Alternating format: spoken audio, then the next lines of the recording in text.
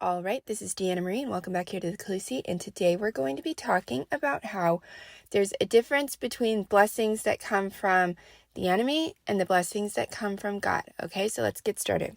All right, today we're going to be in Matthew 4, verses 8 through 11. Okay, so make sure you guys open up those Bibles, get in the Word, let God talk to you about what He wants to talk to you specifically, and then of course, I want you to listen to like the general word today, but make sure you guys do that because he wants to talk to you privately too, okay? All right, so here we go, guys. Okay, this is having to do with the third temptation. So basically, up to this point, Jesus has been fasting. He's in the desert, and Satan comes in and starts tempting him. Okay, this is the third temptation. Okay, so the enemy just lays it all out there, right? He's just like basically like, hey, look at the world. Okay, look at it all. Look at it in all of its glory. Okay, I will give you that if you bow down and worship me.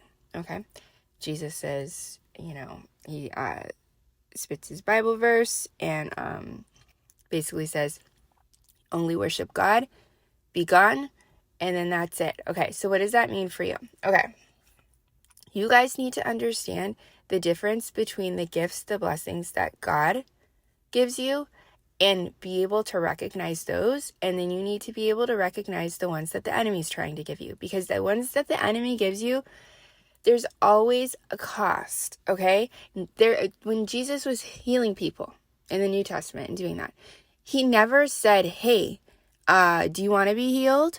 And if you do want to be healed, it's going to cost you something. No, he didn't at all. He asked like, hey, do you want to be healed? And then he'd do it. It wasn't like there was nothing that the person was supposed to give him back in return for his gifts. His gifts were given freely to bless people, to make their lives better for the glory of God. That's what those gifts were given for, right? The enemy's gifts come with a price, and they've always have some strategic purpose that has nothing to do with you and everything to do with his agenda. Okay, maybe it's that he sees that that's a daughter of God, and he wants to worm his way into that situation, so he's going to send in a spouse that looks very, very good on the outside, has all the worldly things that you would think are most important, money, all this stuff. But on the inside, that person's a foul individual, and that's why the enemy's sending him in there. And he's trying to make sure that he gets his foot in the door there and not God's person, because he does not want God's person to get his foot in the door, right?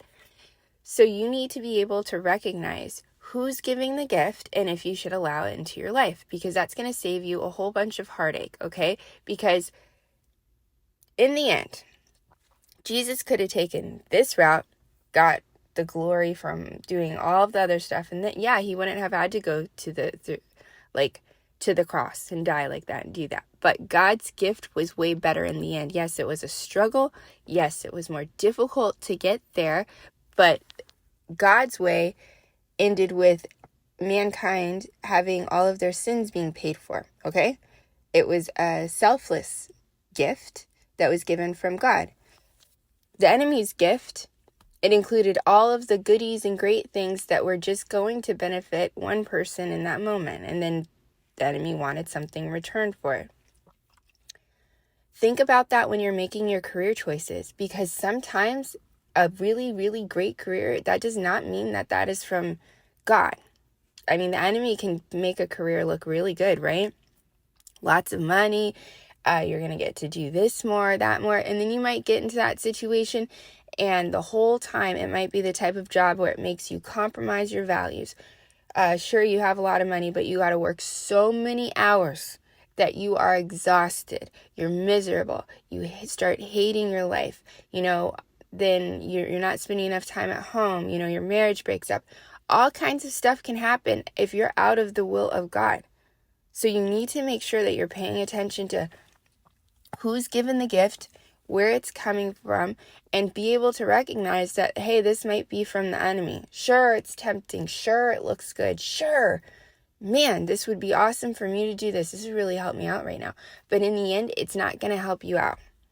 It's not going to help you out at all. It's going to make you miserable. And that's what God does not want you to do. That's why he wants you listening to him and understanding what he's trying to tell you. And yeah, maybe his path, you guys might be like complaining a little bit like, man, this sucks. Why does it have to be so hard for me? Well, it's just hard for you right now because there's a big blessing right over here on the other side. It's right over here, okay?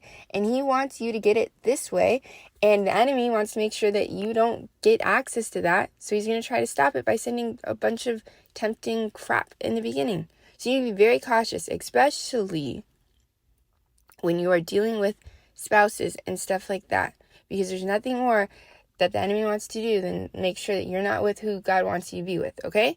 So anyways, I guess that is it for today. So like, share, subscribe, comment as always, and I will see you guys back here next time.